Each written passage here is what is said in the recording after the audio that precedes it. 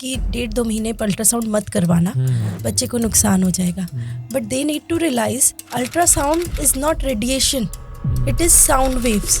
Minimum किसी भी pregnant lady को कितने अल्ट्रासाउंड कराने चाहिए, एंड नंबर 2 मैक्सिमम कितने करा लें? तो मोस्ट ऑफ द पेशेंट्स यही पूछते हैं, मैम और कितने अल्ट्रासाउंड कराने पड़ेंगे.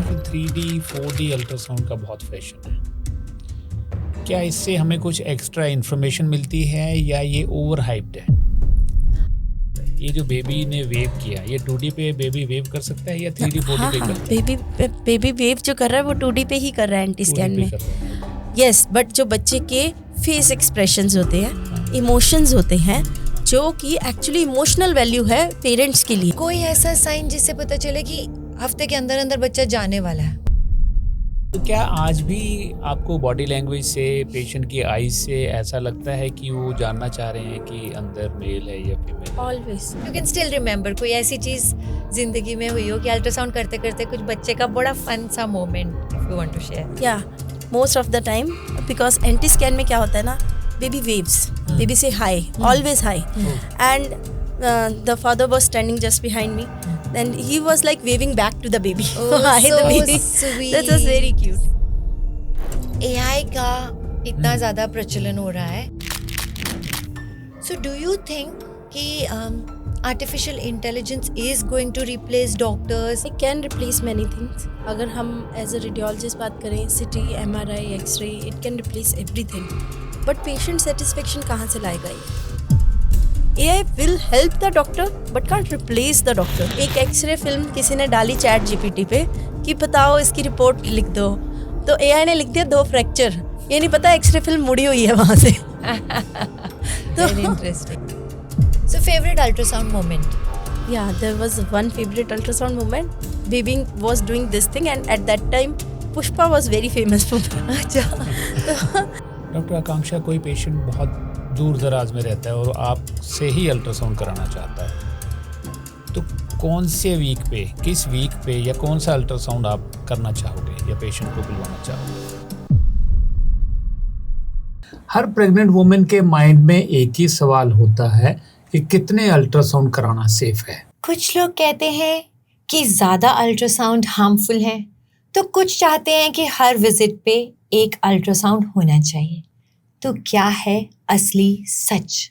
इस एपिसोड में हम बात करेंगे हमारी एक रेडियोलॉजिस्ट डॉक्टर आकांक्षा गर्ग से, जिसमें हम क्लियर करेंगे कि अल्ट्रासाउंड कितनी बार कराना चाहिए, कौन से अल्ट्रासाउंड्स एब्सोल्युटली जरूरी हैं, और भी बहुत सारे मिथ्स एंड फैक्ट्स. अगर आप प्रेग्नेंट हैं या प्लानिंग टू बी प्रेग्नेंट या आपकी फैमिली में कोई प्रेग्नेंट है, तो ये एपिसोड आपके लिए गेम चेंजर हो सकता है.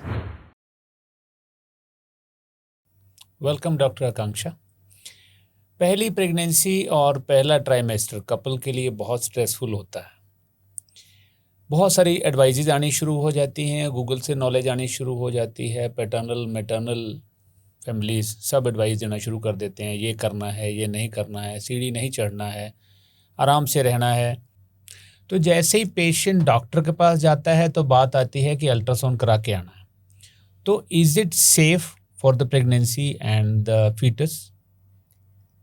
तो आप अल्ट्रासाउंड की जब हम बात करते हैं, for any couple, for any pregnancy, हमेशा हमने भी ये सुना है कि पैटर्नल साइड मैटर्नल साइड यही एडवाइस देते हैं कि 1.5-2 महीने पर अल्ट्रासाउंड मत करवाना, ठीक है, बच्चे को नुकसान हो जाएगा. But they need to realise ultrasound is not radiation, it is sound waves. Sound waves मतलब जो हम ध्वनि, नॉर्मल ध्वनि सुनते हैं, बट ये वेव्स थोड़ी सी अल्ट्रासाउंड वेव्स होती हैं. मतलब they are, we can't listen to it with a normal ear, but they are only sound waves, जिसका कोई नुकसान नहीं है, ना बच्चे पे ना मदर पे. इनफैक्ट अल्ट्रासाउंड ना कराने का जरूर नुकसान हो जाएगा, जो वो अवॉइड करते हैं कि फर्स्ट 1.5-2 महीने हम ना करें, उसका जरूर बहुत नुकसान है, जो मैं आपको और डिटेल में बताऊंगी. बट अल्ट्रासाउंड का इटसेल्फ कोई नुकसान नहीं है. जब हम साउंड वेव्स की बात कर रहे हैं, तो जो हमारे साइंस स्टूडेंट्स हैं उनको पता है कि 20 हर्ट्ज टू 20,000 हर्ट्ज तक ह्यूमन ईयर सुन सकता है. तो मेरा बड़ा इंटरेस्टिंग सा क्वेश्चन है कि जब हम इनको अल्ट्रासाउंड बोल रहे हैं, तो और ये भी हमने सुना है कि डॉग्स कुछ और सुन सकते हैं, बहुत सारे बर्ड्स को पहले से पता चल जाता है. तो is it less than 20 hertz और is it more than 20,000 hertz? It is more than 20,000 hertz. Yeah, yeah. But it is not harmful for It the is baby. not harmful. It is just a sound waves. only. हाँ, तो sound से एक pattern बनता है जिससे Yeah, हम लोग जिससे हम इमेज बना लेते हैं और हम समझ हाँ, जाते हैं. yeah. So another basic question कि मिनिमम किसी भी प्रेग्नेंट लेडी को कितने अल्ट्रासाउंड कराने चाहिए, एंड नंबर 2 मैक्सिमम कितने करा लें तो कुछ हार्म नहीं है? Yeah, it's a very nice question क्योंकि most of the patients यही पूछते हैं मैम और कितने अल्ट्रासाउंड कराने पड़ेंगे. तो एक प्रेगनेंसी में मिनिमम 4 अल्ट्रासाउंड मस्ट है. ओके. सो एक नॉर्मल प्रेगनेंसी में मिनिमम 4 अल्ट्रासाउंड ज़रूरी हैं. वो 4 अल्ट्रासाउंड्स है. फर्स्ट जो है अर्ली प्रेगनेंसी अल्ट्रासाउंड जो कि 1.5 महीने से 2 महीने के बीच में होता है. एंड वो स्पेशली ये देखने के लिए होता है कि बच्चा यूट्रस के अंदर है या यूट्रस के बाहर है, और अगर यूट्रस के अंदर है तो उसकी कार्डियक एक्टिविटी आ चुकी है या नहीं, यूट्रस में कोई और दिक्कत तो नहीं, यूट्रस में कोई फाइब्रॉइड तो नहीं, कोई और प्रॉब्लम तो नहीं है, सेप्टा तो नहीं है जिसकी वजह से आगे प्रॉब्लम ना जिसके आगे वजह से बहुत प्रॉब्लम्स आती हैं. तो ये सारी प्रॉब्लम्स देखने के लिए अर्ली प्रेगनेंसी स्कैन होता है. सेकेंड स्कैन होता है एंटी स्कैन जिसे हम 3 मंथ्स वाला अल्ट्रासाउंड भी कहते हैं, 12 वीक्स वाला अल्ट्रासाउंड भी कहते हैं. उसमें हम मेनली बच्चे के डाउन सिंड्रोम है कि नहीं, डाउन सिंड्रोम मतलब मेंटली रिटार्डेड तो नहीं बच्चा, और बच्चे के ऑलमोस्ट सारे पार्ट्स नॉर्मल बन चुके हैं कि नहीं. पार्ट्स की डिटेलिंग हम 5th मंथ वाले अल्ट्रासाउंड में करते हैं जो कि लेवल 2 अल्ट्रासाउंड होता है. यहाँ पे मैं एक बात बोलना चाहती हूँ. When I was pregnant, in fact all pregnancies में तब तक ये एंटी स्कैन नहीं होता था. ये मैं आपको ये स्कैन एक्चुअली बहुत इम्पॉर्टेंट स्कैन है जो कि मैं आपको डिटेल्स भी बताना चाहूँगी कि why we can't skip anti scan at all. Like इस टाइम पे लेवल 2 से important I consider anti scan. And the 4th scan is colour Doppler scan. Mostly 8th या 9th मंथ में होता है फॉर फीटल ग्रोथ और foetal circulation. ये सब देखने के लिए बेबी को ब्लड फ्लो जा रहा है कि नहीं. यस. तो ये 4 स्कैन्स तो मिनिमम जरूरी हैं. मैक्सिमम कितने भी हो सकते हैं depending on pregnancy situation, your situation. If you are hypertensive, if you are diabetic, अगर आपको ज़्यादा बीपी बढ़ रहा है, आपको प्रेगनेंसी में कोई प्रॉब्लम आ रही है, तो आपके डॉक्टर आपसे कितनी मर्जी बार अल्ट्रासाउंड करा सकते हैं. बेबी को कोई प्रॉब्लम आ रही है, बच्चे की ग्रोथ कम हो रही है, ग्रोथ रिटार्डेशन में जा रहा है बच्चा, तो कई बार तो इनफैक्ट अल्टरनेट डे पे भी अल्ट्रासाउंड करने पड़ सकते हैं. तो there is no limit for the maximum ultrasound. ठीक है. बट मिनिमम 4 अल्ट्रासाउंड आते हैं. Yes. Doctor Akanksha, first trimester में स्पॉटिंग या थोड़ी सी ब्लीडिंग सबको घबराहट पैदा कर देती है, सारी फैमिली घबरा जाती है. तो इसके क्या मायने हैं? फर्स्ट ट्राइमेस्टर ब्लीडिंग के क्या मायने हैं? इससे पहले कि डॉक्टर आकांक्षा आप ये क्वेश्चन करो, मैं अपना गायनेकोलॉजिकल ओपिनियन शेयर करना चाहती हूँ कि जैसे ही मेरे पास ब्लीडिंग करके पेशेंट आता है तो बहुत सारे लोग कहते हैं पहले दवाई दे दो, बट माय फोकस इज कि पहले चेक तो करें बेबी लाइव है कि नहीं है. मतलब मैंने बहुत सारे डॉक्टर्स देखे हैं जो ट्रीटमेंट दिए जाते हैं without an ultrasound, without knowing कि हम ट्रीटमेंट दे रहे हैं कोई मतलब भी है कि नहीं. सो यस कि फर्स्ट ट्राइमेस्टर में ब्लीडिंग बहुत ज़्यादा कंसर्न होता है पेशेंट का, पेशेंट की फैमिली का. बट जब थोड़ी सी ब्लीडिंग या स्पॉटिंग होती है तो हमें ज़्यादा वरी करने की ज़रूरत नहीं होती, क्योंकि इम्प्लांटेशन ब्लीडिंग एक होती है. जब एम्ब्रियो जाके यूट्रस से जुड़ता है जो बच्चा है, तो थोड़ी सी ब्लीडिंग उस टाइम पे बड़ी कॉमन है. नहीं, बट मैं एक बात बोलना चाहती हूँ, ये जो इम्प्लांटेशन ब्लीडिंग है ये तब होती है जब तक प्रेगनेंसी का भी नहीं पता. यूजुअली इम्प्लांटेशन ब्लीडिंग हम जैसे मान लो हमने एम्ब्रियो ट्रांसफ़र किया, इवन यूपीटी पॉजिटिव आने से पहले हम बोलते हैं इम्प्लांटेशन ब्लीडिंग. बट नहीं, अगर जब हम एम्ब्रियो भी जब अपना एम्ब्रियो बन चुका है and now it is implanting to the uterus which happens like 5th week पे जाके, ठीक है, तो भी थोड़ी सी स्पॉटिंग ब्लीडिंग हो सकती है. And that spotting bleeding is not harmful, though it create a lots of panic. तो वो हार्मफुल नहीं है. इनफैक्ट फर्स्ट ट्राइमेस्टर में थोड़ी स्पॉटिंग ब्लीडिंग बहुत कॉमन भी है. बट हमें अल्ट्रासाउंड पे ज़रूर चेक कर लेना चाहिए, क्योंकि sometimes there can be subchorionic bleed, perisac bleed, these things are there जो कि again depend on their quantity कि वो हार्मफुल हैं कि नहीं. क्योंकि कई बार पेरिसेक ब्लीड थोड़ी सी होती है which is not very worry something, उसमें हम आराम से ऑब्जर्व कर सकते हैं, पेशेंट को फॉलो अप कर सकते हैं and it absorbs by itself. तो it is not something to worry of. But sometimes वो इतनी ब्लीड होती है that it is covering more than 180 degree of the sac.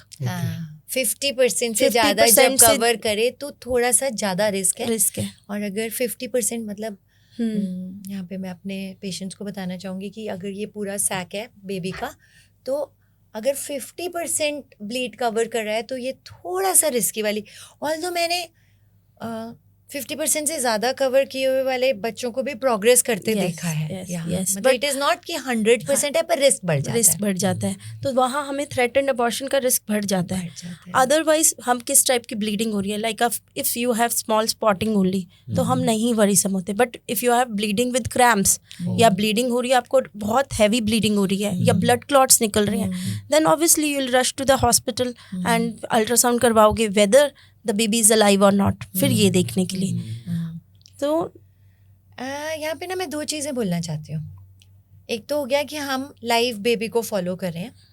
एक कभी कभी क्या होता है कि अंदर आईयूडी हो गया, मतलब बच्चा ग्रो करते करते रुक गया है और कंटिन्यू किए जा रही है प्रेगनेंसी, पेशेंट को पता नहीं चल रहा है.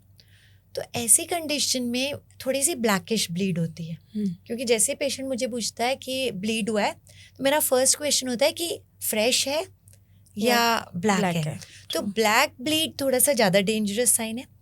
बट एक मैं इसको और भी बोलती हूँ कि अगर बच्चा ग्रो नहीं कर रहा है तो ये नेचर का एक तरीका है आपको बताने के लिए कि गो गेट एन अल्ट्रासाउंड डन, और आपका बच्चा नहीं सही है, इट्स हाई टाइम कि आप आगे जो भी प्रोसीजर है वो कराएं. ट्रू. सो ब्लीडिंग का हमें यही पता है कि it can be safe, but sometimes if we have the other signs along with the bleeding, we need to be very careful. But follow up करना ज़रूरी है कि पहले से ब्लीड बढ़ तो नहीं रहा है. वीकली अल्ट्रासाउंड और कैसे मतलब आप रिकमेंड करते हो? We always go for weekly ultrasound. We always go. अभी हमने ना 2 बातें की, पेरीसैक ब्लीड और retroplacental haemorrhage. Me as a gynaecologist is also not very clear कि पेरीसैक तो नेचुरली सैक के बाहर, और रेट्रोप्लेसेंटल क्या? सी वैसे मेडिकली अगर देखा जाए तो perisac bleed is a common term. Okay. It includes everything. Okay. Retroplacental hemorrhage, subchorionic bleed, subamniotic bleed, everything comes under perisac bleed. But अगर हम क्लिनिकल प्रैक्टिस में देखें तो पेरीसैक ब्लीड हम तब ज़्यादा रेफर करते हैं when it is very early pregnancy. अभी प्लेसेंटा फॉर्म भी नहीं हुआ, सैक बना है, सैक के अराउंड ब्लीड आ रहा है, that is perisac bleed. But when the placenta is formed, जो कि हमारा 9-10 वीक्स पे फॉर्म होता है, ठीक है, उसके बाद according to the location of the bleed, अगर प्लेसेंटा के पीछे है then it is retroplacental haematoma और ब्लीड. अगर वो प्लेसेंटा की साइड को छोड़ के बाकी मेम्ब्रेन की साइड पे है तो it is subchorionic bleed. Depending upon the location तब आता है, बिकॉज लोकेशन डिवाइड तब हुई जब प्लेसेंटा फॉर्म हुआ. उससे पहले प्लेसेंटा फॉर्म नहीं हुआ, तो it is a common term we use perisac bleed. Patients ना आपके पास बहुत सारे अल्ट्रासाउंड कराने आते हैं, कितने परसेंटेज में आप देखते हो कि मिस्ड अबॉर्शन आ गया, या बेबी की कार्डियक एक्टिविटी या आई नहीं या आके चली गई? मतलब how common is it? Let's say कि 100 पेशेंट्स अल्ट्रासाउंड कराते हैं तो कितने % में ये बहुत अच्छा क्वेश्चन है. सी अगर हमारे पास प्रेगनेंसी आती है, फर्स्ट ट्राइमेस्टर में मिसकैरेज होने का risk there is 20%. Any pregnancy, even if you have any problem, अगर आपको कोई तकलीफ नहीं है, यूजुअली फर्स्ट ट्राइमेस्टर में 20% प्रेगनेंसी मिसकैरेज में चली जाती हैं. और दो देयर आर कॉमन रीज़न, कई बार जिसको मल्टीपल मिसकैरेज होते हैं, वहाँ पे कोई हाइपरथायरॉयडिज्म होता है, हाइपोथायरॉयडिज्म होता है, कभी हाइपरटेंशन होता है, क्रोमोसोमल प्रॉब्लम होती है किसी में, किसी को इन्फेक्शन होती है, बहुत सारे रीज़न होते हैं. बट जब आप सारा कुछ रूल आउट भी कर लेते हो और अब आप कहते हो कि फिर भी मिसकैरेज हो गया हमारा, क्यों? तो कई बार हमें रीज़न भी नहीं पता होता. तो 20% of normal pregnancies goes into miscarriage. मतलब आप ये कहना चाहते हो कि 100 पेशेंट्स फर्स्ट ट्राइमेस्टर में आपके पास आते हैं अल्ट्रासाउंड कराने, क्योंकि उनको कुछ भी नहीं पता, नो ब्लीडिंग नथिंग, उसमें से 20% मिसकैरेज में लीड करते हैं. Very interesting. इनफैक्ट एक बड़ा इंटरेस्टिंग फैक्ट हमारी साइड से भी है. हम लोग ये मानते हैं कि जब भी प्रेगनेंसी होती है, इनफैक्ट बिना पता चले भी 20% of the pregnancies will abort, मतलब पेशेंट को पता भी नहीं है वो प्रेग्नेंट है, बिकॉज प्रॉबेबली ये ना नेचर का तरीका है एबनॉर्मल बेबीज को डिलीट मारने का, ये उनका डिलीट बटन है भगवान का। और इससे ये समझ आता है कि अगर मिसकैरेज हो गया है तो टेंशन नहीं लेनी है, इसका मतलब देयर वाज समथिंग एबनॉर्मल, क्योंकि नेचर भी तो डिसाइड करता है कि नॉर्मल थिंग ही वर्ल्ड में आए। नहीं, एंड इनफैक्ट इस पॉइंट से भी आपको बहुत इंटरेस्टिंग फैक्ट आया है कि most of the abnormal baby 80% of the abnormal baby abort in first trimester. I think even 80 से भी ज्यादा होगा, मुझे लगता है। But the data shows that if you have a abnormal baby it will abort itself in first trimester only. 80% it will abort itself. अब एक बड़ा इंटरेस्टिंग क्वेश्चन हमारे व्यूअर्स के माइंड में आएगा कि मेरा एबनॉर्मल बेबी था, मेरा अबॉर्ट हो गया, तो नेक्स्ट टाइम होगा कि नहीं होगा नॉर्मली। तो यहाँ पे मैं अपनी गायनेकोलॉजिकल ओपिनियन देना चाह रही हूँ कि एक single abortion is not to be worried, क्योंकि कोई म्यूटेशन हो गई जीन में, या probably the sperm which was selected was not the best, the egg had some problem, तो बाई चांस ऐसा हो गया। जैसे मैंने मतलब in fact I want to ask you also, क्योंकि आप खेती बाड़ी के बैकग्राउंड के हो, कि हम कितने पेड़ लगाते हैं यू नो, तो उसमें से कितने सफल होते हैं, कितने शहीद हो जाते हैं। हाँ, मैं आजकल आम के पेड़ पे काम कर रहा हूँ। अगर मैं 10 पेड़ लगाता हूँ तो एक पेड़ चलता है, ग्रो करता है, बाकी किसी न किसी स्टेज पे मर जाते हैं। तो जो Darwin's law of survival of the fittest जो सदियों से चला आ रहा है, सैकड़ों साल पहले जो लिखा गया था, आज भी सच है। जो सही होगा वो सरवाइव करेगा। यस। तो हर बंदे को जैसे ही कुछ लॉस होता है तो दुख मनाने से ज़्यादा एक बार ये सोचना चाहिए कि ओके फाइन, क्योंकि हम सब चाहते हैं एक healthy baby in the end, right, fit and healthy, तो इट्स ओके। मेरा अगला सवाल भी इसी बात पे है कि दिल है कि मानता नहीं। जब भी कार्डिक एक्टिविटी एब्सेंट की रिपोर्ट आती है तो हर आदमी सोचता है कि मेरा तो ऐसा हो ही नहीं सकता, मेरी तो यूपीटी बहुत अच्छी पॉजिटिव थी, कार्डिक एक्टिविटी आएगी ही आएगी। वो दूसरे अल्ट्रासाउंड सेंटर पे जाने की सोचता है। क्या कभी ऐसा भी होता है कि एक बार पेशेंट की कार्डिक एक्टिविटी एब्सेंट थी और वो 1 या 2 हफ्ते बाद या कुछ दिन बाद वो कार्डिक एक्टिविटी पॉजिटिव आ गई या चल रहे थे हार्ट? बहुत कॉमन होता है, बहुत कॉमन होता है, क्योंकि normally cardiac activity we expect कि 6 वीक्स तक आ जाएगी, एंड हम कई बार 7 वीक्स तक भी वेट करते हैं। रीज़न बिहाइंड, कई बार पेशेंट को अपनी LMP सही नहीं पता होती, लास्ट पीरियड्स कब आए हैं वो नहीं सही पता होता, किसी के ओवुलेशन लेट होता है, तो 7 वीक्स तक तो हम वेट करते ही हैं। इनफैक्ट जिसके हमें पता है वी आर वेरी श्योर कि इसको पहले PCOD था या पीरियड्स प्रॉब्लम थी, वहाँ हम 8 वीक्स तक भी चले जाते हैं अगर बाकी सारी कंडीशंस ठीक है, अगर सैक अच्छा बन रहा है, अंदर योग सैक भी ठीक है, एंड यू नो कि फीटल पोल इज़ देयर। हर किसी चीज़ को फॉलोअप करने की भी लिमिट होती है। अगर सैक 25 mm से ऊपर चला जाता है और हमें कार्डिक एक्टिविटी नहीं दिख रही, then there is no use of follow up. Similarly अगर फीटल पोल मतलब एम्ब्रियो जो बच्चा बना है वो 5 mm से ऊपर का बन गया और हम स्टिल फॉलोअप करते जा रहे हैं, तो कोई यूज़ नहीं है। But there is a use. Mostly patient 5 to 6 weeks के बीच में आते हैं, कार्डिक एक्टिविटी उनकी नहीं दिखाई देती, and we have to follow up the patient till 7 weeks. Okay. हाँ, बट यहाँ पे बहुत इंटरेस्टिंग बात ये है कि जब हम फॉलो करते हैं तो नेचुरली फॉलोइंग में सारी चीज़ें होती हैं कि अगर सैक साइज नहीं ग्रो कर रहा है कोई मतलब नहीं आगे जाने का।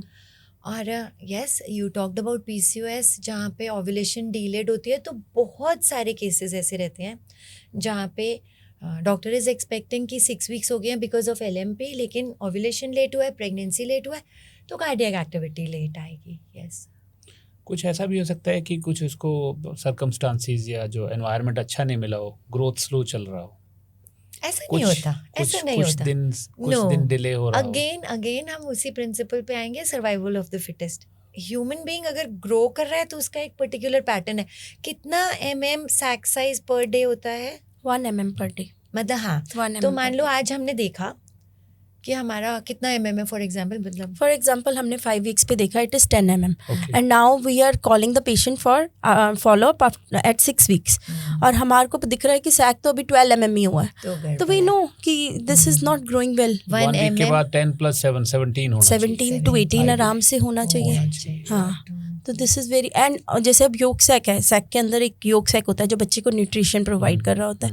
तो अगर योग सैक भी 5-6 mm ग्रो कर जाए that is over growth of a yolk sac, that is also sign of failure. Okay. तो ये नहीं है कि हम देखें कि अच्छा बच्चे की कार्डियक एक्टिविटी नहीं है और योग सैक 6 mm है, तो we know it is failure. Actually मैंने बहुत सारे पेशेंट्स देखे हैं, स्पेशली वो लोग जिनको बहुत मुश्किल से प्रेगनेंसी होती है, उन्हें एक्सेप्ट करने को ही तैयार नहीं होते. तो वो क्या करेंगे, इधर चले जाएंगे, उधर की हमने दवाई ली है एंड मतलब नेचुरली कभी कभी इट्स ओके टू से कि नहीं, हॉल्ट करते हैं और आगे बढ़ते हैं. एक बड़ा इंटरेस्टिंग सा सवाल आया मेरे मन में. नो, इनफैक्ट 2 क्वेश्चंस आए हैं. नंबर 1 कि TVS में हम लोग 1 वीक पहले डायग्नोज कर देते हैं, है ना. That's a very good thing कि अगर पर एब्डोमेन नहीं पता चल रहा है तो हम TVS के लिए जा सकते हैं. नंबर 2, मैंने बहुत बार अल्ट्रासाउंड रिपोर्ट में ना ब्रैडीकार्डिया देखा है, और फिर जब मैं बात करती हूँ तो लोग बोलते हैं कि इस जेस्टेशन पे फीटल हार्ट कम होना ओके है. So how much is it okay, कितने चांसेस हैं कि ये बेबी एबनॉर्मल होगा, मतलब why is it so, bradycardia क्यों? सी इनिशियली जो कार्डियक एक्टिविटी होती है 5 weeks to 6 weeks we can say it is 90 to 100 only. Okay. ठीक है, and we think it is bradycardia but it is normal for those weeks. Okay. Yeah okay. And otherwise normal fetal heart rate हम कहते हैं 110 to 160 BPM के बीच में कहते हैं. ओके. तो if it is less than we say bradycardia. But again 8 weeks पे भी 9 weeks पे भी अगर ब्रैडीकार्डिया होता है, it is transient okay. For some time. Okay. You see the patient again. Okay. अगर प्रोलॉन्ग ब्रेडिकार्डिया है, आपने 1 वीक बाद भी देखा, आपने 5 days बाद भी देखा, Okay. Bradycardia still exist, then yes it is a threatened abortion. Okay. But otherwise bradycardia हम कह रहे हैं 5 weeks 6 weeks पे, बट नॉर्मल कार्डियक रेट ही उतना है उस टाइम पे. डॉक्टर आकांक्षा, कोई पेशेंट बहुत दूर दराज में रहता है और आपसे ही अल्ट्रासाउंड कराना चाहता है, तो कौन से वीक पे, किस वीक पे या कौन सा अल्ट्रासाउंड आप करना चाहोगे या पेशेंट को बुलवाना चाहोगे? ये क्वेश्चन आपने बहुत अच्छा पूछा क्योंकि मेरा ब्रदर पटियाला रहता है and he wanted to have 1 ultrasound to me with me. So he asked me कि दीदी बताओ कब आना है. तो I asked him to come at 13 weeks. Anti scan but at 13-14 weeks. Okay. Normally we do best anti scan is at 12 to 13 weeks. But anti scan at 13 to 14 weeks, उसको क्या advantage थे मैं बताती हूँ. एंटी स्कैन हुआ, perfect anti scan हुआ, it take long time at 13-14 week compare to 12-13 weeks because baby position आने में टाइम लेता है. बट 13-14 weeks पे हमें बेबी पार्ट्स बहुत क्लियर दिख रहे होते हैं. तो if I want to do mini level 2 कह दो, अर्ली प्रेगनेंसी स्कैन कह दो, अर्ली अनॉमली स्कैन कह दो, तो that also I can do at 13-14 weeks. I can do early anomaly scan, I can do anti scan and plus मैं वहाँ पे प्री एक्लेम्पशिया स्क्रीनिंग भी कर सकती हूँ, FGR स्क्रीनिंग भी कर सकती हूँ. तो नथिंग इज लेफ्ट. 13-14 weeks पे I am doing everything. That is very interesting because मैं सोचती थी कि अगर किसी को सिर्फ एक ही अल्ट्रासाउंड कराना है तो वो लेवल 2 होना चाहिए, but it's an eye opener. मतलब even I am surprised. Above all plus हम पार्ट्स तो देख ही रहे हैं बच्चे के, हम डाउन सिंड्रोम स्क्रीनिंग भी कर रहे हैं, हम जो FGR प्री एक्लेम्पशिया स्क्रीनिंग भी कर रहे हैं. तो और हमें सबसे अगर कोई प्रॉब्लम होगी बच्चे में तो सबसे अर्ली भी पता लगेगा. लेवल 2 में तो will get to know at 18 to 20 weeks, but most of the anomalies we get at 13-14 weeks. Very interesting. तो व्हाट आई अंडरस्टैंड इज कि anti scan best should be between 13 to 14 weeks. Anti scan itself, if you ask me, again there's a difference because you ask me if somebody wants to have 1 ultrasound with me, Okay. then तो it वो is थोड़ा 13 to बड़ा. 14 weeks. But if somebody wants to have best anti scan, that is 12 to 13 weeks. Okay. Yeah, Okay. because 12 to 13 weeks पे हमारे जो हम anti scan कराते हैं डाउन सिंड्रोम स्क्रीनिंग के लिए, Basically. वो डाउन सिंड्रोम स्क्रीनिंग अकेली एंटी स्कैन से नहीं होती, प्लस डबल मार्कर से होती है. जी. That is a blood test. Double marker की सेंसिटिविटी 13 weeks के बाद बिल्कुल ख़त्म है, वो 11 to 13 weeks के बीच में ही है. एंटी स्कैन की सेंसिटिविटी 12 to 13 weeks में है. तो लमसम सारा पीरियड आ गया 12 to 13 weeks जो for best time. Combined first trimester screening. Got it. कोई फन मोमेंट आपकी लाइफ का where you know you saw some ultrasound and you can still remember, कोई ऐसी चीज जिंदगी में हुई हो कि अल्ट्रासाउंड करते करते कुछ बच्चे का बड़ा फन सा moment, if you want to share? या most of the time, because anti scan में क्या होता है ना, बेबी वेव्स, बेबी से high, always high, and the father was standing just behind me, then he was like waving back to the baby. Hi, the baby. sweet. That was very cute. So sweet. तो आपने बताया कि anti scan is the best scan, फिर level 2 scan के क्या मायने हैं, उसमें हम क्या एडिशनल इंफॉर्मेशन ले पाते हैं? Yes. सी लेवल 2 स्कैन होता है बॉडी पार्ट्स की डिटेल देखने के लिए. हमने एंटी स्कैन में मेजर अनॉमलीज देख ली कि हाँ बच्चे को कोई लिम्ब प्रॉब्लम तो नहीं है, या बच्चे के हार्ट में कोई मेजर डिफेक्ट तो नहीं है. अब जो लेवल 2 है उस टाइम पे बच्चे का ब्रेन और ग्रो कर चुका होता है, हार्ट और ग्रो कर चुका होता है, एंटी पे जितना नहीं ग्रो किया. For example, just a small example, corpus callosum एक पार्ट है हमारे ब्रेन के अंदर जो कि 2 ब्रेन को कनेक्ट करता है, 2 पार्ट्स के ब्रेन को.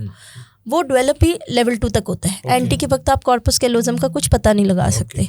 हार्ट में कोई छोटा डिफेक्ट होगा 2 mm का, 3 mm का, वो एंटी स्कैन पे कभी नहीं पता लगेगा, वो लेवल 2 पे ही पता लगेगा. ऐसे बहुत ही वेसल्स जो हमारी हार्ट से वेसल्स निकलती हैं वो क्रॉस करती हैं और अपनी ब्रांचेस देती हैं.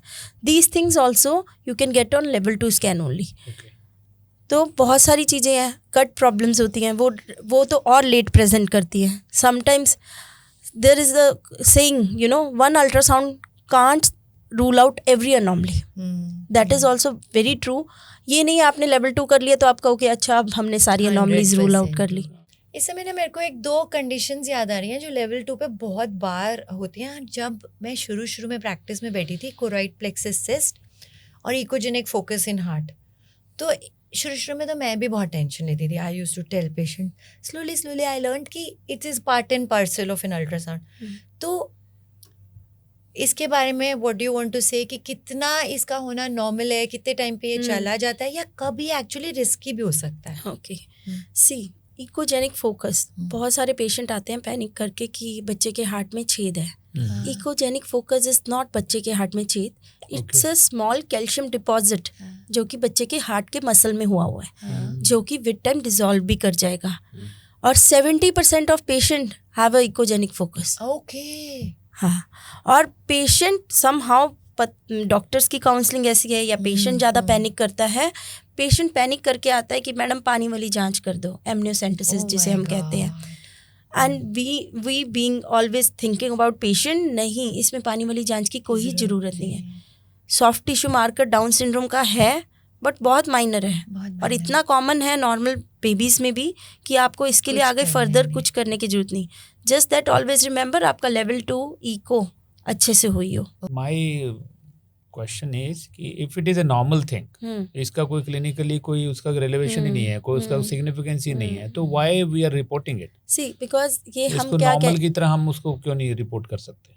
बिकॉज ये माइनर सॉफ्ट टिश्यू मार्कर है. माइनर मतलब कि इसके अकेले की कोई वैल्यू नहीं है, बट अगर इसके साथ कोई भी और सॉफ्ट टिश्यू मार्कर आएगा, जैसे कि मैम ने बताया CP cyst, choroid plexus cyst, if 2 soft tissue markers are there, तो हमें आगे फिर भी कोई एक्शन लेना पड़ेगा. इट इज़ नॉट कि हम फिर इग्नोर कर सकते हैं. लाइक मैंने आज इकोजेनिक फोकस रिपोर्ट किया, नेक्स्ट टाइम कोई और देख रहा है साथ में इकोजेनिक बॉवल लूप देख रहा है, ठीक है, उसको याद रहेगा, चाहे अब वो इकोजेनिक फोकस डिसॉल्व हो चुका, बट दैट वाज देयर ना as a soft tissue marker. And next report में अब इकोजेनिक बॉवल लूप भी आ गया. तो again you have to see कि there are 2 soft tissue marker, now we can't ignore it. Echogenic bowel loop भी अकेली सॉफ्ट माइनर थी, इकोजेनिक फोकस भी माइनर था, बट दोनों कंबाइन हो गए तो it gives you a clue कि now you can't ignore it, you have to check the baby for the Down syndrome. तो उसी तरह सीपी सिस्ट जो आपने बोला, CP cyst actually choroid plexus cyst is not marker for Down syndrome, it is marker for trisomy 18. Okay. And trisomy 18 बहुत ही severe trisomy है. इसमें अगर ट्राइसोमी 18 किसी भी बेबी को होता है तो कोई ना कोई बहुत बड़ा अबनॉर्मल डिफेक्ट पड़ा होता है, जैसे कि बच्चे की हार्ट में कोई मेजर डिफेक्ट होगा, या बच्चे के गट लूप में या ब्रेन में कोई मेजर डिफेक्ट होगा. तो इसीलिए हम कोरॉइड प्लेक्सस सिस्ट अकेले के लिए ज़्यादा वरी नहीं करते, क्योंकि अगर वो डाउन सिंड्रोम का मार्कर होता तो हम टेंशन लेते कि हाँ हमें डाउन सिंड्रोम में कोई ज़्यादा चीज़ें अल्ट्रासाउंड पे नहीं दिखाई देती, पर ट्राइसोमी 18 का मार्कर है, अगर ट्राइसोमी 18 होती तो हमें और कुछ चीज़ें दिखती। हाँ, so we can be easy with choroid plexus cyst. Only thing, अगर कोरॉइड प्लेक्सस सिस्ट वेंट्रिकुलोमेगैली करा रहा है, okay, like if the choroid plexus cyst is so large कि your ventricles are more than 10 mm, तो फिर you have to worry. Then again ventriculomegaly is a major soft tissue marker for Down syndrome. Okay. हाँ, at that time testing is advised. Doctor साहब, आजकल 3D 4D ultrasound का बहुत fashion है, क्या इससे हमें कुछ एक्स्ट्रा इन्फॉर्मेशन मिलती है या ये ओवर हाइप्ड है? Actually one word is overhyped only. क्योंकि हम major of the anomalies, major की all of the anomalies we see on 2D scan only. 3D 4D scan तब होता है कि हमें anomaly पता लग गई, अब हमें उसे आगे और क्लासीफाई करना है. One thing. नहीं, एक मेरा सवाल है, ये जो बेबी ने वेव किया, ये 2D पे बेबी वेव कर सकता है या 3D 4D पे करता है? बेबी वेव जो कर रहा है वो 2D पे ही कर रहा है एंटी स्कैन में. यस, बट जो बच्चे के फेस एक्सप्रेशंस होते हैं, इमोशंस होते हैं, जो कि एक्चुअली इमोशनल वैल्यू है पेरेंट्स के लिए, उसका वैल्यू 3D 4D स्कैन में ही आता है, क्योंकि आप बेबी को स्माइल करता देख सकते हो, that you can't see on 2D.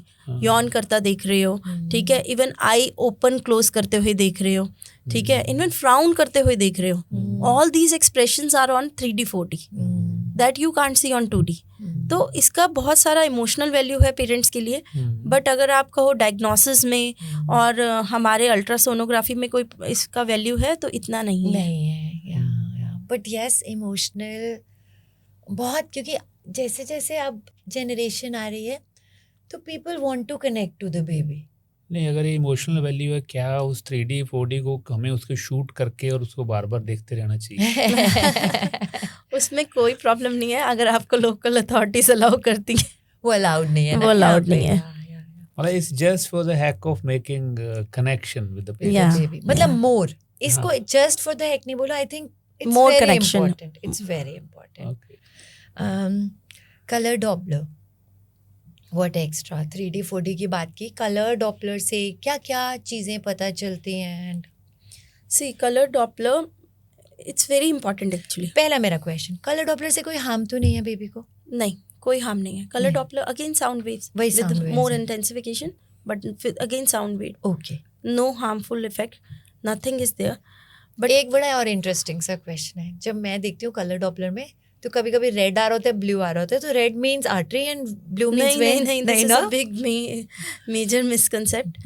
Red shows, red and blue are like color of flow direction. Okay. Whether it is going away from the probe, flow is going away from the probe, or flow is going towards the probe. ठीक है. Not heart की तरफ. नहीं, it's not the heart probe which is the most probe important. actually. Okay. Yeah, it's the probe कि आपकी तरफ blood flow आ रहा है कि आपसे दूर जा रहा है blood flow. Okay. That's it. But color Doppler itself shows कि बेबी का फ्लो कैसा जा रहा है, मदर से बेबी को फ्लो कैसा जा रहा है, प्लेसेंटा से बेबी को फ्लो कैसा जा रहा है, बेबी का वेट अच्छा ग्रो हो रहा है कि नहीं, बेबी की ग्रोथ वेलोसिटी, पहले जो अल्ट्रासाउंड्स हुए हैं उससे हम ग्रोथ वेलोसिटी भी चेक करते हैं कलर डॉपलर पे. Okay. बिकॉज समटाइम्स क्या होता है, जैसे हम वेट पे रिलाई कर रहे होते हैं कि अच्छा बेबी का वेट कम है या बेबी का वेट नॉर्मल है तो बेबी नॉर्मल है. नो, बेबी का एक वेट उसने अचीव करना है, ठीक है, अगर वो अचीव नहीं कर पाया दैट इज ग्रोथ वेलोसिटी. तो समटाइम वो वेट नॉर्मल रेंज में आ रहा होता है बट वो उसके लिए कम है, उस पर्टिकुलर बेबी के लिए कम है क्योंकि उसकी पहले ग्रोथ अच्छी चल रही थी, तो उसे हम ग्रोथ वेलोसिटी कहते हैं. That is also we calculate on Dopplers only. And then amniotic fluid, भी बच्चे के अराउंड फ्लूइड कैसा है, अच्छा है कि नहीं, दैट थिंग, ये सारी चीज़ें हम कलर डॉपलर पे देखते हैं. ओके डॉक्टर आकांक्षा, क्योंकि अब हम कलर डॉपलर की बात कर रहे हैं, विच मीन्स हम 3rd ट्राइमेस्टर की बात कर रहे हैं, ये वो वाला टाइम आ गया है जब बेबी सर्वाइव कर सकता है आउटसाइड, 28 वीक्स के बाद वाला टाइम हो गया. तो कुछ ऐसे डेंजरस साइन जो आपको अल्ट्रासाउंड में पता चलते हैं एंड आपका मन करता है कि मैं गायनेकोलॉजिस्ट को कॉल करके बोलूँ कि हेलो जल्दी डिलीवरी करो, तो वो ऐसे क्या क्या चीज़ें हैं कि किसी को समझ आए? मेनली हम डॉपलर पे एक्चुअली बच्चे की ग्रोथ रिटार्डेशन के लिए देख रहे हैं कि बच्चे की ग्रोथ ठीक हो रही है कि नहीं. ठीक है, सम टाइम ग्रोथ रिटार्डेशन के साथ साथ बच्चे को बिल्कुल ब्लड फ्लो एब्सेंट हो जाता है, ठीक है। Blood flow, that is like आप अम्बिलिकल आर्टरी का हम देखते हैं, बट 30 वीक्स के बाद आपका एब्सेंट ब्लड फ्लो हो जाता है, that is very dangerous sign, okay, ठीक है। I always call the gynaecologist and tell them कि आप please be very careful. Alternate टीची करना पड़ता है, NST करना पड़ता है, अल्टरनेट DBP रखना पड़ता है, बिकॉज हमें वो पेशेंट को एडमिट करके उसको अच्छे से फॉलोअप पे रखना पड़ता है। And depending upon the weeks, depending upon the colour Doppler, we deliver the baby. और होता है कि अगर बिल्कुल एमनियोटिक फ्लूइड एब्सेंट हो गया, लाइकर एब्सेंट हो गया, हाँ, और if there are signs of hypertension already there in the baby mother, like उनके बॉडी में स्वेलिंग आई हुई है, ब्लरिंग ऑफ विजन हो रहा है, हेडेक हो रहा है, क्रैम्प्स आ रहे हैं, तो फिर हम यूट्राइन आर्टरी डॉपलर के लिए स्पेशली देखते हैं। एंड वी नो कि uterine artery Doppler is also abnormal, तो वी नो कि ये सारे साइंस ऑलरेडी प्री एक्लेम्पशिया की तरफ जा रहे हैं, तो मदर के लिए डेंजरस है, मदर के लिए डेंजरस है, मदर के लिए डेंजरस है, तो बेबी के लिए भी हो गया। है। अभी हमने बोला एब्सेंट फ्लो, फिर एक चीज होती है reversal of flow. I think जब रिवर्सल ऑफ फ्लो शुरू हो जाए तो उसी समय डिलीवर करना है, डिपेंडिंग अपॉन द वीक्स। अगर if you are at 34 weeks तो उसी टाइम डिलीवर करना है, but if you at even 32 weeks पे भी you have to deliver. But if you get the reversal at 28 to 30 weeks में अम्बिलिकल आर्टरी का, but you think DV is normal, there are 2 vessels. Okay, DV shows बच्चे के heart की condition क्या है, okay, umbilical artery showed कि बच्चे को ब्लड कैसा जा रहा है। एक्चुअली रिवर्सल ऑफ फ्लो का मतलब अगर मैं समझती हूँ कि नॉर्मली ब्लड मदर से बच्चे को जा रहा है, लेकिन रिवर्सल में क्या होता है कि ड्यूरिंग कॉन्ट्रैक्शन वाली फेज वो ब्लड वापस माँ को जाने लगता है। नहीं, इसका मतलब ये है कि बच्चे को ब्लड जा रहा है, उसके बाद बीच में जाते जाते रिवर्स आ गया है, फिर जा रहा है, फिर जाते जाते रिवर्स आ गया है। बट ये होता है कि उसको इतना रेजिस्टेंस मिल रहा है आगे जाने को कि वो पूरा धक्का मार रहा है, देन कमिंग बैक ओनली। तो दिस इज लाइक दैट, और इसीलिए हम जब 28 to 30 वीक्स में रिवर्सल देखते हैं, we can still wait, okay, we can still wait, क्योंकि हम DV रिवर्सल का वेट करते हैं तब। बट कोई ऐसा साइन जिससे पता चले कि हफ्ते के अंदर अंदर बच्चा जाने वाला है, मतलब कुछ ऐसी चीजें होती हैं लगता है कि अब तो फटाफट निकालो नहीं तो गड़बड़। आप रिवर्सल ठीक कह रहे हो, आफ्टर 30 वीक्स आपको पता है कि रिवर्सल आ गया, आप फटाफट निकाल ही दो बिल्कुल।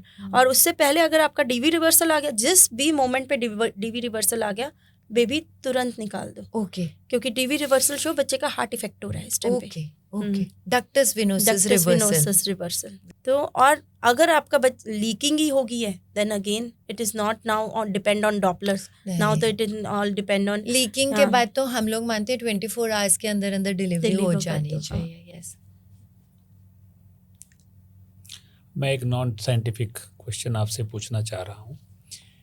इंडिया एक ऐसा कंट्री है जहाँ पे PNDT इतना हार्श है, इतना स्ट्रिक्ट है, ये क्यों लाना पड़ा ये हमें सबको पता है, इंडियन सोसाइटी को।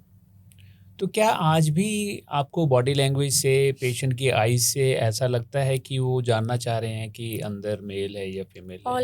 ऑलवेज कितने परसेंट लोगों की इच्छा होती है? 80% people want to know, even if they don't have bad intentions, even if they are well educated, they want to know, they want to get ready, they want to buy the clothes, they want to buy the things for the kid. कई बार ऐसे बोलते हैं, ma'am अब तो 35 week हो गए, अब तो हम क्या कर लेंगे, अब तो बता दो। There is always a demand, हाँ, कि मेल हुआ तो ये, हाँ, नाम अगर ये है तो ये। See, it's because of the Indian society, we are not able to, Indian laws, we are not able to communicate this thing. But obviously, being patient, being mother, I will always be curious to know what is my baby is. But कभी कभी I know एक वो aspect है, but एक वो aspect है कि ढक्कन खुलने दो फिर देखते हैं। I mean, curiosity should also stay. It's good. It's good. मतलब मुझे भी बड़ा मजा आता है जब मैं डिलीवर करके बाहर जाती हूँ and the eyes are like this, तो it's interesting. जैसे मूवी में अगर आपको स्टोरी पहले बता दी जाए तो इंटरेस्ट। Yes. वो उसमें भी ना 2 टाइप के लोग होते हैं। For example when I am reading a book, मैं यूजुअली ना लास्ट चैप्टर पढ़ के फिर आगे चलती हूँ। I am very stupid that way. Some people like to know the climax first, but yeah AI का इतना ज़्यादा प्रचलन हो रहा है, सो डू यू थिंक कि artificial intelligence is going to replace doctors? Ultrasound machines अपने आप ही डायग्नोज कर रही हैं things. What do you think as a? Can I add to this question? Yes. Doctor के लिए सबसे इम्पॉर्टेंट होता है उसकी ट्रेनिंग, उसकी लर्निंग कर्व, जो कि बहुत टफ होती है। एक एक चीज़ सीखने के लिए हमें वर्कशॉप जाना पड़ता है, ट्रेनिंग जाना पड़ता है। एक एक चीज़ सीखने के लिए किस किस के जाके घूमना, धक्के खाने पड़ते हैं।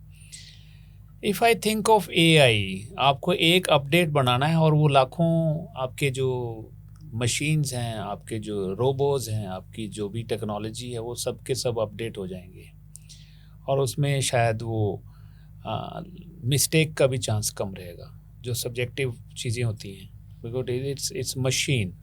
What is your take on this? See AI can replace many things. अगर हम एज अ रेडियोलॉजिस्ट बात करें, CT, MRI, x-ray, it can replace everything. But patient satisfaction कहाँ से लाएगा ये? पेशेंट आपसे बात करके सेटिस्फाई होता है, पेशेंट आपके कम्युनिकेशन से सेटिस्फाई होता है. ठीक है, अल्ट्रासाउंड आप वो कर देगा, AI अपनी तरफ से अल्ट्रासाउंड कर देगा, बट AI को एरर्स कौन बताएगा? If there is some error, if AI is working okay or not, who will check that? That doctor will check. AI will help the doctor but can't replace the doctor. Yes. And like अगर हम ये कहें कि कोई भी AI की 95% है, but what about those 5% cases?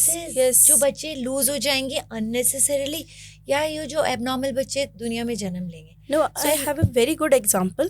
We right now ultrasound machines में AI setting है to measure BPD, HC, AC, FL automatically. You don't have to do anything. This is like basic AI, very small part of AI. But वो ठीक ले रहा है कि नहीं, वो हमें ही कंट्रोल करना पड़ता है, क्योंकि sometimes for them, ठीक है, यहाँ पे कोई शेडो आ रही है, they will take that easily. They will take that. Is it taking the right thing or not? Because बहुत टाइम वो गलत कर रहा होता है. We have to measure that. We have to see that कि no, it's wrong. You have to do that. तो उसको चेक हम कर रहे हैं AI को.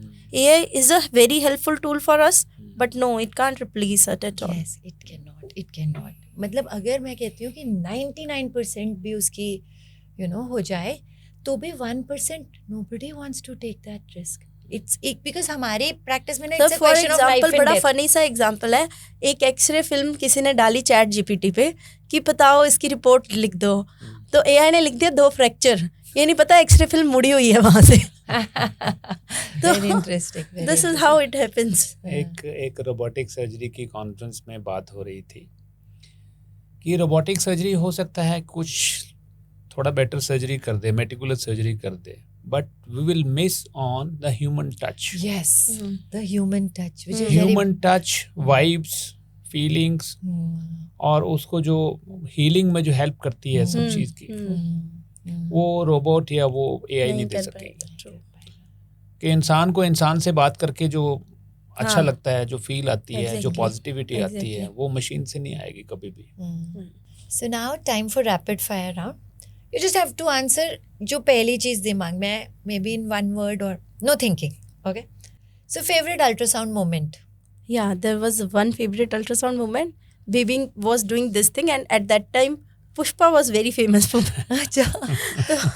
The patient said, oh, it is behaving like Pushpa only. Oh. Biggest myth you hear from patient? Biggest myth, about ultrasound only. They don't come for the ultrasound for first 2 months because they think कि नज़र लग जाएगी और हमारी pregnancy abort हो जाएगी क्योंकि हम 2 months में अल्ट्रासाउंड कराएंगे. And most of the patient emergency में लैंड अप करते हैं, क्योंकि एक्टोपिक प्रेगनेंसी जिसे हम कहीं बहुत एमरजेंसी कंडीशन है जिसमें ट्यूब में बच्चा हो जाता है, तो that can be miss because वो अल्ट्रासाउंड के लिए नहीं आए. One question which every pregnant woman asks. One question they ask that the baby is okay or not, और मेरे बच्चे का वेट क्या है. Okay. उनको मोस्ट कंसर्न होता है वेट क्या है. और बड़ी इंटरेस्टिंग बात है, शायद उनको छोटे टाइम पे भी वेट का लगा रहता है. एग्जैक्टली. कई बार फर्स्ट ट्राइमेस्टर में जैसे आपने पिछली रिपोर्ट में वेट नहीं दिया था, मैंने कहा कौन सी रिपोर्ट में, तो वो 11 वीक्स या 10 वीक्स की रिपोर्ट में होता है. Then I tell them, ma'am baby इस टाइम पे इतना है, मैं वेट कैसे दे दूँ इसका. तो this is how it happens. कोई एक क्यूट चीज़ जो आपको बार बार याद आती है? क्यूट चीज़, हाँ, देयर वाज अ कपल, तो those couple were actually very cute, क्योंकि वो हस्बैंड पूछ रहा है मैम इसके बैक एक होता है, मैं क्या करूँ, तो मैंने मजाक में कहा आप दबा दिया करो. वो तो मैं ऑलरेडी कर रहा हूँ, आप और बताओ क्या करूँ मैं. तो वन थिंग यू विश कि पेशेंट्स को पता होना चाहिए था अल्ट्रासाउंड के बारे में? that ultrasound is safe in every time, every pregnancy. Even in fact आप daily भी ultrasound कर रहे हो तो भी it's safe for you. 2D और 3D दोनों में से आपका फेवरेट क्या है? 2D, always 2D. 3D is just for मतलब 3D you can still 3D में जैसे कई चीज़ें होती हैं जो होती ही नहीं, बट बिकॉज आप प्लेन गलत में हो तो वो अपीयर हो रही हैं. तो 3D is not your ultrasound, मतलब it's 2D ultrasound is our bread and butter. Like Okay. हाँ. So 3D do you can't charge replace. extra for 3D or? No, we don't. When the patient come for level 2 or color Doppler, we give the 3D 4D picture like that only. Do patients या relatives ask you to come inside, या कभी कभी ऐसा होता है कि families कहती हैं हमें देखना है? Always, but because of some local authority restriction, we don't let them. But sometimes they want to. So I'd give them a very good pics Okay. for make them happy. I tell them कि मैं अच्छे photos दे दूँगी आपको. Patient perspective से most emotional scan, first scan और last scan? First scan when they got to know कि उन बच्चे की कार्डियक एक्टिविटी आ गई, क्योंकि उस टाइम तक वो घबराए होते हैं कि बच्चे का हार्ट बीट आएगा कि नहीं आएगा. तो they become very happy whenever I tell them कि कार्डियक एक्टिविटी आ गई. And the last scan would be जब बच्चे का उनको पता है ग्रोथ अच्छा हो रहा है, बस they will get to know कि अच्छा वेट अच्छा है, ग्रोथ अच्छा है, they are happy. Do you get मिठाई का डब्बा? Sometimes very rare, but Very rare. Can ultrasound tell whether the baby is going to be naughty or not? no, that actually ultrasound can't tell. But sometimes the baby gives very naughty reactions on the 4D ultrasound again. So it looks like कि हाँ, this can be naughty baby. But we never have any studies and follow up over that, no. So that's why. Time for myths and facts. So is TVS harmful for the baby? No, actually this is a big myth. TVS is not harmful for the baby even in the early pregnancy. It is completely safe for the baby because you are far away from internal loss. You are not going inside too much. अगर patient को baby movements बहुत अच्छे से feel हो रही है तो फिर भी अल्ट्रासाउंड कराना चाहिए? ये बड़ी बेबी तो मूव ही करेगा अगर अब नॉर्मल भी होगा. तो ये बात है कि अगर बच्चे के हार्ट में प्रॉब्लम है या बच्चे के दिमाग में प्रॉब्लम है, बच्चा तो स्टिल इज मूविंग नो. और मेरे को पता है बहुत पेशेंट्स ऐसे आते हैं कि मेरा बच्चा तो ठीक मूव कर रहा है, मुझे क्या ज़रूरत है अल्ट्रासाउंड की. बट बच्चा will not give you any sign symptom if it is abnormal. कोई प्रॉब्लम नहीं आएगी. बहुत सारे पेशेंट 30 वीक्स पे आते हैं और कहते हैं कोई प्रॉब्लम नहीं आई थी ना, तो इसलिए हमने अल्ट्रासाउंड नहीं कराया. बट आपके बच्चे में कोई अंग पैर में दिक्कत है, कोई बनावट में प्रॉब्लम है, आपके बच्चे के पार्ट्स नॉर्मल है कि नहीं, ये बच्चा कैसे बताएगा? ये बच्चा नहीं बता सकता आपको. अगर किसी ने एंटी स्कैन करा लिया, लेवल 2 भी करवा लिया, फिर भी उसको अल्ट्रासाउंड करवाना चाहिए? हाँ, क्योंकि बेबी यस बिकॉज बेबी की ग्रोथ, बेबी को सडन ब्लड फ्लो स्टॉप होना और ये सब फैक्टर्स होते हैं जो सडन आईयूडी जो आपने सुने होंगे 3rd ट्राइमेस्टर में बहुत कॉमन है. सडन आईयूडी, बच्चे के सडन डेथ होना, क्योंकि उन्होंने स्किप ही किए होते हैं अल्ट्रासाउंड. अगर हमें पहले पता लग जाए कि बच्चा की ग्रोथ रिटार्डेशन चल रही है या बच्चे की ग्रोथ कम हो रही है एज एक्सपेक्टेड, तो हम prior delivery, pre term delivery करते हैं टू सेव द बेबी. अगर वो अल्ट्रासाउंड ही नहीं कराएंगे, हम डिलीवरी नहीं करेंगे, तो वो बेबी सीधा आईयूडी में भी जाता है. प्लस द पोजीशन लास्ट में एज अ गायनेकोलॉजिस्ट ऑब्स्टेट्रिशियन मुझे पता होना चाहिए बच्चा सीधा है, ट्रांसवर्स है या क्या है. सो another question, 3D 4D scans are better than 2D scans? Oh, big myth. Actually 3D 4D scan just help you to show what you are seeing good at 2D scan. उसको आपको beautification है. 3D 4D scan is just beautification. कुछ patient आके demand करते हैं कि मुझे 3D, क्या आपके पास 4D मशीन है डॉक्टर साहब? बहुत कॉमनली उनको ये लगता है कि 4D में हम पता नहीं क्या स्पेशल देख लेंगे, तो they are like 4D scan ही करना है मैम. मैंने कहा हाँ कोई बात नहीं, 4D स्कैन ही करेंगे. क्या अल्ट्रासाउंड पे आप बेबी का IQ जज कर सकते हैं? No, that is not possible. But till now the study has not revealed anything which made it possible. Next future में पता नहीं होगा कुछ ऐसा तो. Do you think that the babies are aware कि उनको देखा जा रहा है या उनकी पिक्चर ली जा रही है? No, they are actually very comfortable in their environment. They are not as such, there is no medical evidence that shows that कि they can actually see कि उनको देखा जा रहा है क्या, या they can sense the vibration. Like if you are doing the ultrasound, you always see कि कोई भी foreign चीज़ होता है तो वो उसको push करने की कोशिश करते हैं. Like I do the amniocentesis, no? तो when the needle go inside the uterus, baby try to hold the needle and push it away. Oh my so many times I have seen that. Yeah, they know this much thing. मतलब ये human instinct of survival कब से ही है ना, अंदर से ही होता है Yeah. Mother. If baby could text from the womb, Oh my God. what do you think they would say? Mama, let me be here only. This is the most comfortable environment I am. Oh, so sweet. So Akanksha, it was nice and very interesting whole podcast with you. अगर कोई आपसे online consultation लेना चाहे तो do you give online consultation also? Because बहुत दूर दूर से हो सकता है लोग ये सुन रहे हों, और बहुत बार क्या होता है मेरे फॉरेन वाले पेशेंट्स की ये कंप्लेन रहती है कि डॉक्टर्स ना don't tell, they don't talk too much. तो किसी को अगर कोई रिपोर्ट डिस्कस करनी है, is there a method to get in touch with You you? can contact this number. I'll be always available on this number. There you can book the online consultation and just contact me. Yeah. It was nice to have you on our show. Thank Thank you, Dr. Akanksha. So I hope आपको हमारी ये छोटी सी conversation अच्छी लगी होगी. लेकिन अभी भी अगर आपके कुछ सवाल हैं तो आप हमें मैसेज कर सकते हैं. That's it. Have fun.